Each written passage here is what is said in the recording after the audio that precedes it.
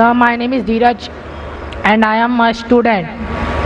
My one Muslim friend told to me that according to Islam, sun is the center and earth revolves around it. But according to science, sun is the center and the planets revolve around it. भाई ने सवाल पूछा है कि उसके एक मुसलमान दोस्त ने कहा कि इस्लाम के मुताबिक सूरज सेंटर है और धरती रिवॉल्विंग अराउंड इट, उसके गोल चक्कर लगा रही है, लेकिन साइंस कहता है, भाई साहब ने कहा कि सूरज सेंटर है और प्लैनेट्स उसको रिवॉल्व कर रही है।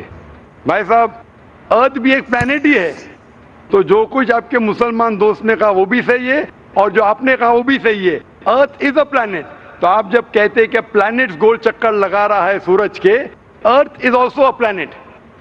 लेकिन ये कहना कि सूरज सेंटर में है, कुरान मजीद में ऐसी कोई भी आयत नहीं है, ना हदीस में है। हम साइंस में जानते हैं कि सूरज सोलर सिस्टम का सेंटर है, सारी कायनात का सेंटर नहीं है।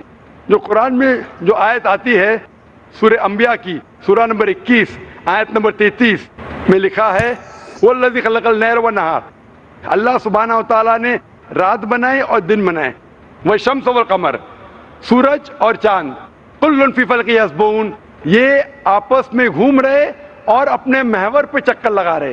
कुरान कहता है कि सूरज और चांद besides revolving they are even rotating about their own axis, means घूमने के अलावा अपने महवर पे भी चक्कर लगा रहे हैं।